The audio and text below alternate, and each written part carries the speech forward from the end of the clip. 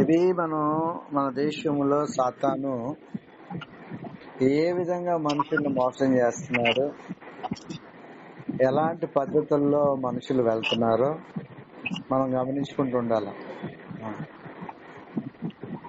పితృదేవులకు శాంతి కలిగించడానికి ఈ అమావాస్య మంచిదనేసి ఒక మాట చెప్పి అందరూ ఆ రోజున పుణ్యస్నానాలు చేయాలని కానీ ఏయోనో వ్రతం చేయాలి కానీ చెప్తా ఉంటారు. చాలా మంది క్రైస్తవులు కూడా ఆత్మశాంతికి ప్రార్థన చేయండి రిప్ అని అడతారు. రిప్ మనం ఏం చేయలేం, పెట్టినంత మాత్రం నాకునే పని అవ్వదు. చనిపోయిన ఆత్మకి నువ్వు ఎటువంటి సహాయం చేయలేవనే ఆలోచన మనుషులకు లేదు. వాక్యం క్లియర్ గా ఏమని సెలవిస్తుందంటే, ఏదన్నా సరే నీ అకౌంట్ బ్రతికుండగానే సెటిల్ చేసుకోవాలి. మానవులకు ఉండే రెండో మార్గాలు ఏంట్రా? ఒకటి నిత్య జీవం, నిత్య నరకం, అగ్నిగుండం, పరలోకం. ఇవి రెండు డిసైడ్ చేయడానికే వాక్యం మనకి క్లియర్ గా సెలవిస్తుంది. మీరు ధనవంతుడు లాజరు కథ చదివితే ఆత్మశాంతికి క్రైస్తవులు చెప్తున్నారు. నామకార్థ స్థితిలో సరైన ఆత్మీయ జీవితం లేని అనేక మంది క్రైస్తవులు పెట్టే మాట ఏంటో తెలుసా? రిప్. వాళ్ళ ఆత్మకు నువ్వు ఎటువంటి శాంతి కలిగించలేవని ధనవంతుడు లాజరు స్టోరీ మనకి క్లియర్ గా తెలియజేస్తుంది. ధనవంతుడు లాజరు స్టోరీలో ఎక్కడికి వెళ్తున్నాడు? ఒక్కసారి నరకానికి వెళ్ళిపోయినోడు మళ్ళీ పరలోకానికి చేంజ్ అవ్వడాలు ఏమి ఉండవు. ఈ సినిమా స్టోరీలు, ఈ పుక్కిటి పురాణాలు, కథల వలన అవి నమ్మి చాలా మంది మోసపోతా ఉంటారు. క్లియర్ గా వాక్యంలో రాయబడింది. అనిల సంగతి మనకు వదిలేండి. క్రైస్తవులు చెప్పబడే వాళ్ళు ధనవంతుడు లాజరు స్టోరీ అర్థమైనా కూడా అది చదివిన తర్వాత కూడా వాళ్ళు ఏం చెప్తున్నారు? ఆత్మశాంతి గురించి మాట్లాడతారంటే లోక సంబంధమైన ఆత్మ వాళ్ళలో క్రియ చేస్తుందన్న సంగతి మీకు అర్థం అవ్వాలా? ఎంత క్లియర్ గా అబ్రహాంకి చెప్పాడు. అబ్రహాం చెప్పాడంటే ఏమని చెప్పాడు అబ్రహాము? తండ్రివైన అబ్రహామా, కాలిపోతూ అగ్నిగుండంలో కాలిపోతూ ఆ నరకంలో నరకయాత్ర పడతా ఉన్న ధనవంతుడు ఏం మాట్లాడాడు తెలుసా?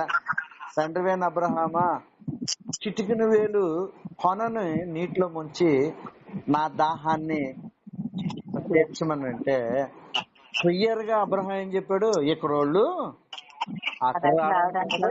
అక్కడోళ్ళు ఇద్దరికి మధ్యన చాలా పెద్ద అగాధం ఉంది.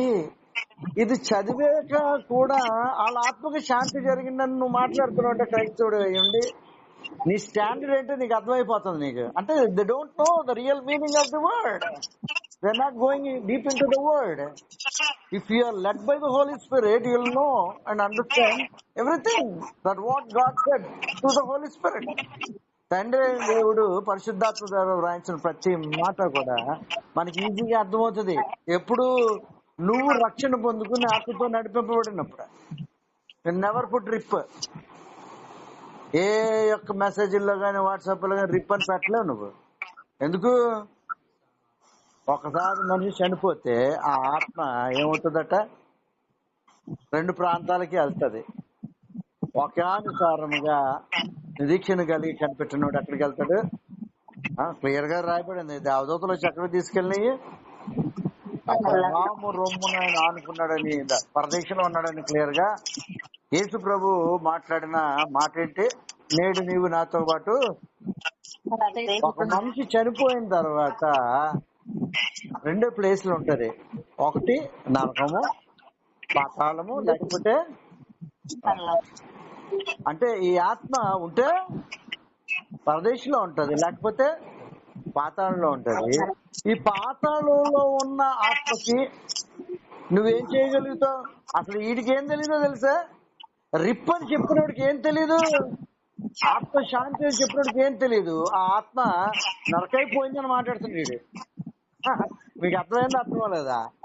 But he decided that soul was in the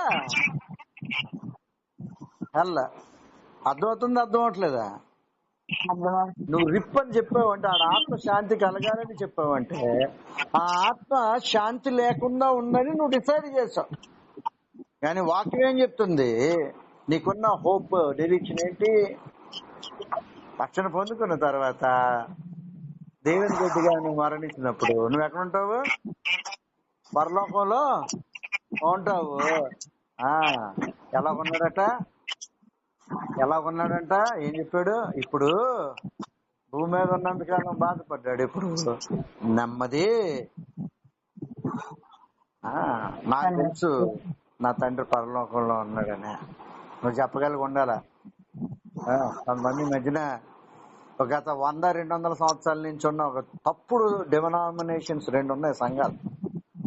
అదే భ్రష్టత్వంలో ఉండి అనేక మందిని భ్రష్టత్వంలో తీసుకెళ్లి 2 డినామినేషన్ లో ఉండే మాట ఏంటంటే, వీళ్ళు ఎవరన్నా చనిపోయినప్పుడు ఈ పాస్టర్ని, ఈ డినామినేషన్ సంబంధించిన పాస్టర్ని పిలిస్తే ఆడు తిరిగిపోతాడని, త్రాగుపోతాడవని, ఏమైనా ఆడు ఏం మాట పెట్టుకుంటాడో తెలుసా? ఈ పనికిమాలిన పాస్టర్ ఇప్పుడు ప్రభువునందు నిద్రించిన వారు, ప్రభువునందు నిద్రించాడో లేదో వీడికి తెలుసు.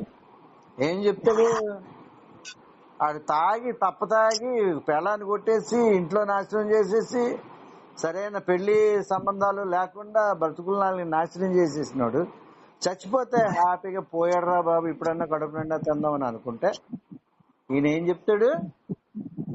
ఇప్పుడు ఫలానా అయ్యగారు ఎక్కడున్నాడని చెప్తాడు? పరలోకంలో అబ్రహాముని రొమ్మున అనుకున్నాడు.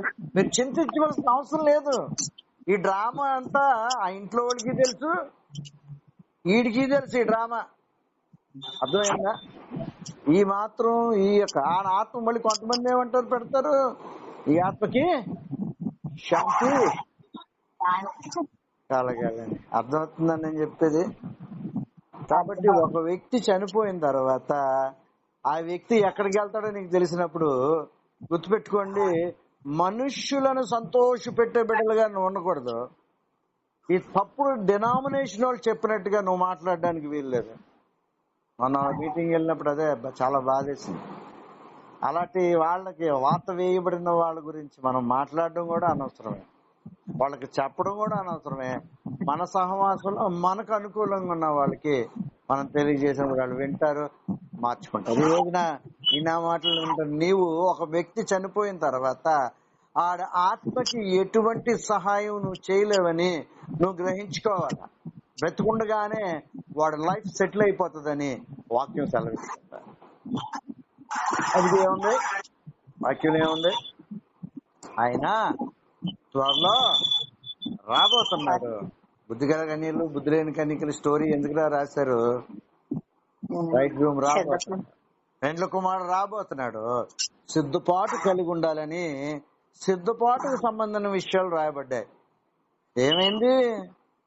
పెండ్ల కుమారుడు వచ్చాడు, వెళ్ళిపోయాడు. వీళ్ళు ఏమయ్యారు? 5 బుద్ధి లేని కుమార్తెలు విడువబడినట్టుగా కనబడుతుందా? ఎంత క్లియర్ గా వాటిలో రాయబడింది. నీవు సరి చేసుకోకపోతే లోకంలో బ్రతుకుండగానే దేవుడు ఒక తీర్పు నీకు తీర్చేస్తాడని యాషావు గురించి రాయబడింది. యాషావు బ్రతుకుండగానే అతని యొక్క తిండిపోతుతనాన్ని బట్టి దేవుడు ఏం చేశాడు? తిండిపోతుతనాన్ని ఏం చేశాడు? అతన్ని విసర్జించాడు. రక్షణ బ్రతుకుండగానే ఎంత దారుణం వచ్చాడు, ఎంత దుర్భరం. కొంతమంది వాత వేయబడిన వారు ఉంటారట. వాక్యంలో సామెతల్లో రాశాడు, నాశనానికి భక్తిహీనులు అంట, నాశనానికి భక్తిహీనులు ని దేవుడు తయారు చేశాడు అన్నట్టుగా మాట్లాడతారు. కాబట్టి బ్రతికుండగానే నీ లైఫ్ సెటిల్ అయిపోతుంది. నువ్వు పరలోకం వెళ్తావో లేదో నీకు తెలిసిపోతుంది. అర్థమవుతుందా? మన ప్రయాస అంతా అదే. బ్రతికుండగానే డిసైడ్ అవుతావు నీ యొక్క జీవితం పరలోకం వెళ్తుంది. తెలిసి కూడా గుర్తుపెట్టుకోండి, ఇలాంటి సంఘాల్లోకి మీరు వెళ్ళినప్పుడు ఉన్న కాస్త అభిషేకం కూడా ఏమవుతుంది? తొలగిపోతుంది. హల్లెలూయా. అర్థమైందా? జాగ్రత్త. నీ సహవాసం సరిగ్గా లేకపోతే ఆ సహవాసంలోకి వెళ్ళాక మళ్ళీ పాడైపోతారు. మా సండే స్కూల్ పిల్లలు రిపికా గాని వీళ్ళు ఎప్పుడు ఎక్కడికో పెళ్లికి వెళ్ళేవారు. అన్యుల్లోంచి వచ్చిన వాళ్ళు వాళ్ళందరూ భయంకరమైన విగ్రహారాధన నుంచి వచ్చిన వాళ్ళు, చుట్టాలందరూ అన్యులే. ఈ వివాహాలకు వెళ్ళినప్పుడు ఆ వివాహ తంతులు అన్ని కూడా భయంకరమైన విగ్రహ సంబంధంగా నడుస్తూ ఉంటాయి. వీళ్ళు వెళ్ళిన తర్వాత first day, second day, third day ఏమయ్యేదంటే ప్రేయర్ నడిచింది కాదు. They lost the prayer spirit పోతుంది అక్కడికి వెళ్ళగానే. దేవుని వాక్యం మీద ఆసక్తి పోతుంది. మోకరించినప్పుడు ప్రార్థన రాదు. అది చాలా బాధపడేవారు. మళ్ళీ నేను ప్రార్థన చేసేవాడిని. ఆ డెలివరెన్స్ ఇచ్చి మళ్ళీ వెళ్తే మళ్ళీ ట్రాక్ లోకి వచ్చేవాడు. కాబట్టి ఈ అన్య సంబంధమైన కార్యాల్లో మనం పాల్గొన్నప్పుడు ఆటోమేటిక్ గా ఏముంటది, మనకున్న సహవాసంలోంచి బయటకు వెళ్ళినప్పుడు ఆటోమేటిక్ గా ఆసక్తి తగ్గిపోయేలా చేస్తాడు. అంటే సాతాను ఇన్ఫ్లుయెన్స్ పవర్ఫుల్ గా ఉంటుంది నువ్వు ఆ ప్రాంతానికి వెళ్ళినప్పుడు. అందుకే సహవాసంలో ఉండాల. ఆ అన్య సహవాసంలోనే కాదు, నామకార్థ స్థితిలో ఉన్న సంఘంలో, ఆత్మ నడిపింపు లేని సంఘంలో కూడా నువ్వు వెళ్తే you won't get any result. Spirit లో నీకు ఏమవ్వాలంటే you will get the answers for your prayer, that what you are waiting for. దేని గురించి ఎదురు చూస్తున్నావో నేను కనబెడతానే ఉంటాను. ప్రభు నాతో మాట్లాడి ఈ విషయం గురించి అంటే ఎవరో ఒకరి ద్వారా దేవుడు ఒక క్లారిటీ ఇస్తా ఉంటాడు. కాబట్టి సహవాసంలో నువ్వు ఉన్నప్పుడు నీకు తెలుస్తుంది. లేకపోతే నామకచ్చితులు ఉన్న సేవకుల్లాగా, విశ్వాసుల్లాగే ఆత్మ శాంతి కలుగుతుంది అనే రిప్పని పెడతాం. రిప్పన్ నువ్వు పెడుతున్నావు అంటే నీకేం అర్థం లేదు, వాక్యం నీకు అర్థం అవ్వలేదని. అంతే కదా. చనిపోయిన తర్వాత క్లియర్ గా అబ్రహాం ఏం మాట్లాడుతున్నాడు, ఎక్కడ వాళ్ళు అక్కడ. నీ ఆత్మకు నేను ఏ విధంగానూ సహాయం చేయలేనని పరలోకంలో ఉన్న అబ్రహామే చెప్తున్నప్పుడు, విశ్వాసులకు తండ్రి అయ్యుండి అబ్రహాము చెప్తున్నప్పుడు, మానవుడు అయింది నువ్వు చనిపోయిన నీ వ్యక్తుల గురించి, నీ బంధువుల గురించి నువ్వేం చేయగలుగుతావు? ఏమి చేయలేవు. ఈ సువార్తలు ఎందుకురా? కొన్ని రాంగ్ డినామినేషన్స్ లో ఉండేది. చచ్చిపోయాక కూడా నరకంలో ఉన్నవాడిని తీసుకొచ్చి పరలోకంలో కూర్చోబెట్టేస్తాడండి ఈ యాజకుడు. ఈ పాస్టర్ గారు ఏం చేస్తారండి? ఈ పాస్టర్ గారు నిజం, నేను విన్నయో చెప్తున్నాను. ఆడు చచ్చిపోయినాడు నరకానికి పోయినా ఈడు చేసే భక్తి కార్యక్రమాల వలన, ఈ చేసే పూజల వలన, వాటి వలన నరకంలో ఉన్న వాడిని కూడా ఏం చేయొచ్చట, ప్రతి ఓడు చేసుకుంటూ వెళ్ళిపోతే ఏమవుతుంది అప్పుడు? ప్రతి ఓడు ఇంకా ఎలాగన్నా బ్రతికేస్తాడు. ఎందుకు? వీడికో హోప్ ఉంది. ఏటో హోప్, నేను చచ్చిపోయినా మా వాళ్ళందరూ కూడా నా గురించి ఏ పూజా కార్యక్రమాలు చేస్తే నేను నరకంలోంచి మాయమైపోయి నేను అక్కడికి వచ్చేస్తాను. కానీ వాక్యం అలా చెప్పట్లేదు. క్లియర్ గా ధనవంతుడు లాజరు స్టోరీలో మనకు కనపడేది క్లియర్ గా ఏంటి కనబడుతుంది?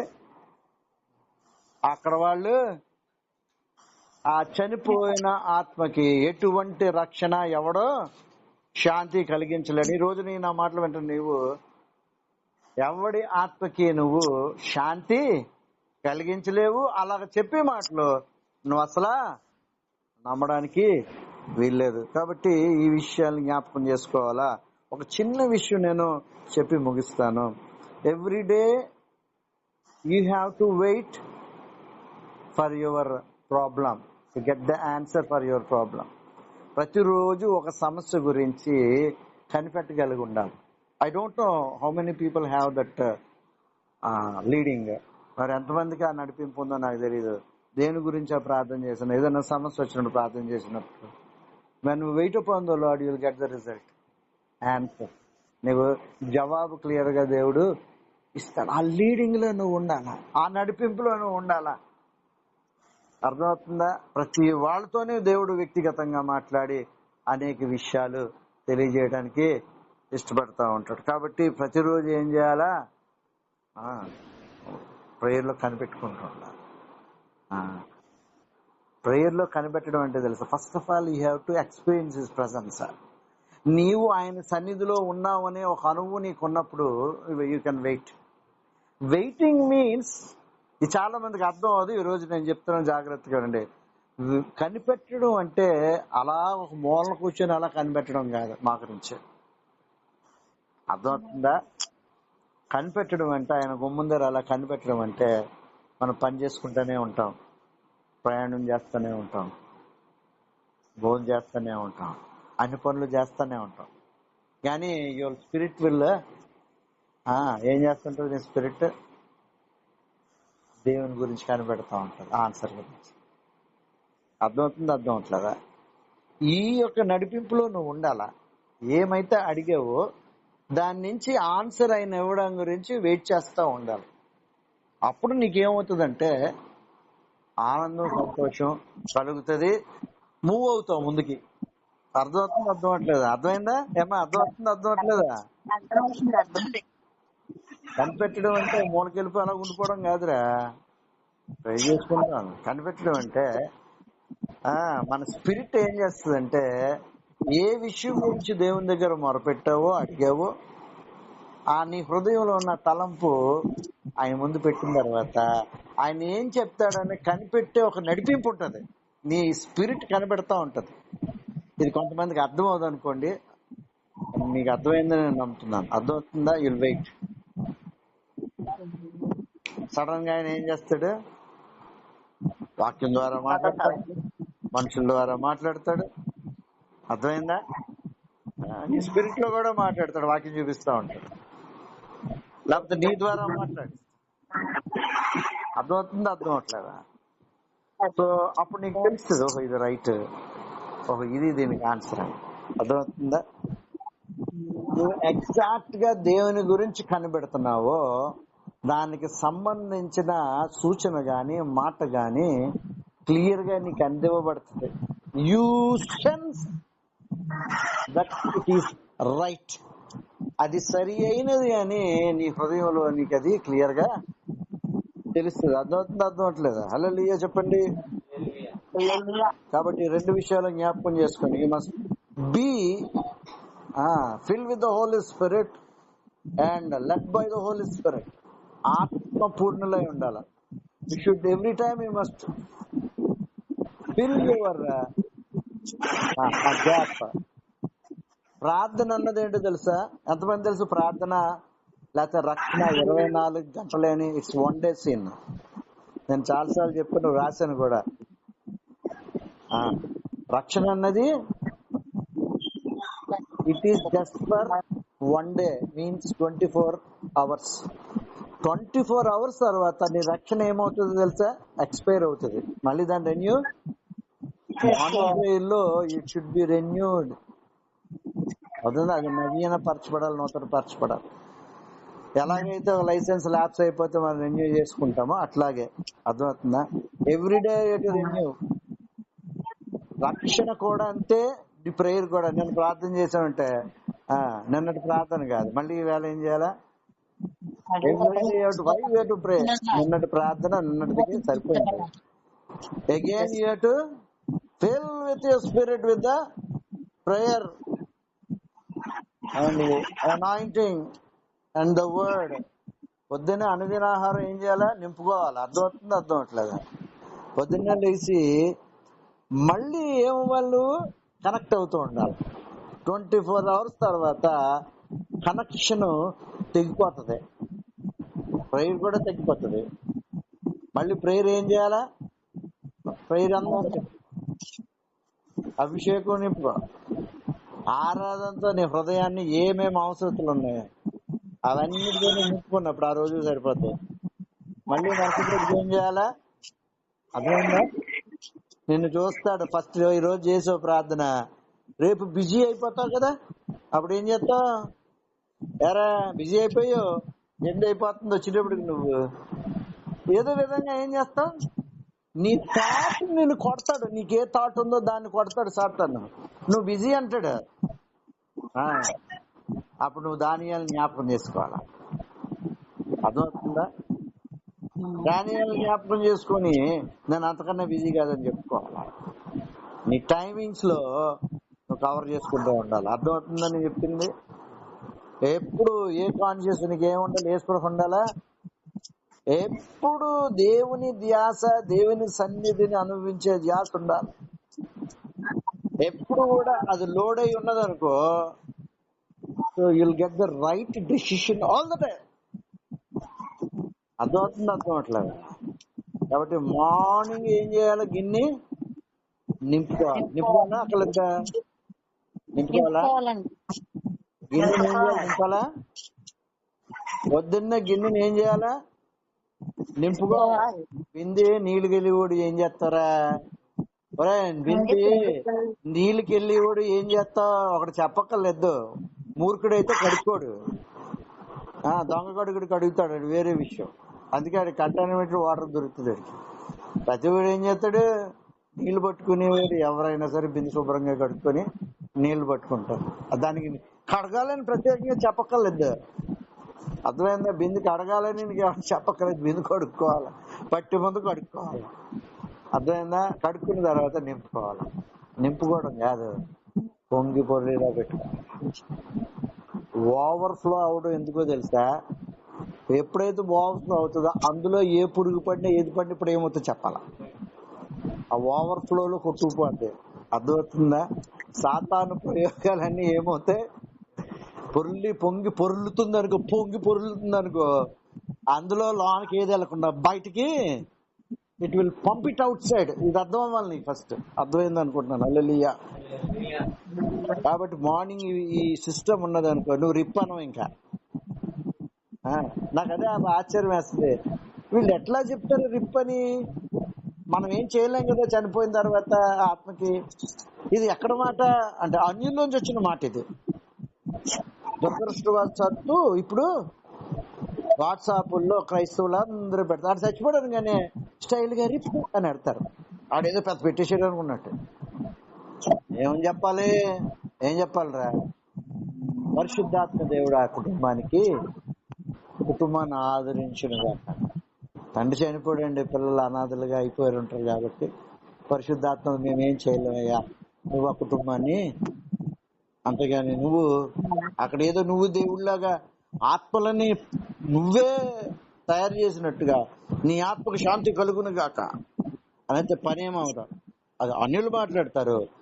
ఈ రోజున వాక్యంలో నువ్వు నేర్చుకోవాల్సింది ఏంటంటే, చనిపోయిన తర్వాత ఆవిడకి మనం ఏమి సహాయం చేయాలి. అలాంటి మాటలు చెప్పి ఏన్ని నమ్మద్దు. ఎందుకంటే వాక్యం చెప్తుంది, ఎక్కడ వాళ్ళు అక్కడికి వెళ్ళారు, అక్కడ వాళ్ళు ఎక్కడ రాలేరు. ఆత్మ ఏ విధంగానే మేము సహాయము చేయలేము అని చెప్తే ఏమన్నాడో తెలుసా, సరే నా బతికేదో బస్ స్టాండ్ అయిపోయింది, నాకు 5 బ్రదర్స్ ఉన్నారు అన్నాడు. ధనవంతుడు ఏమన్నాడు, కింద అతను సువార్త ప్రకటించండి, వాళ్ళు నరకం రాకుండా ఆత్మను రక్షించుకుంటారని. బ్రతుకుండగాని 20 రోజులు మళ్ళీ చెప్తున్నాను, బ్రతుకున్న వాడికే నువ్వు ఆత్మ రక్షణ గురించి ఏమన్నా చెప్పగలవు, ఏమన్నా చేయగలవు. చచ్చిపోయిన తర్వాత ఏమీ చేయలేవు. ఈ మాటలు అర్థం వల్ల దేవుడి కొద్ది మాటలు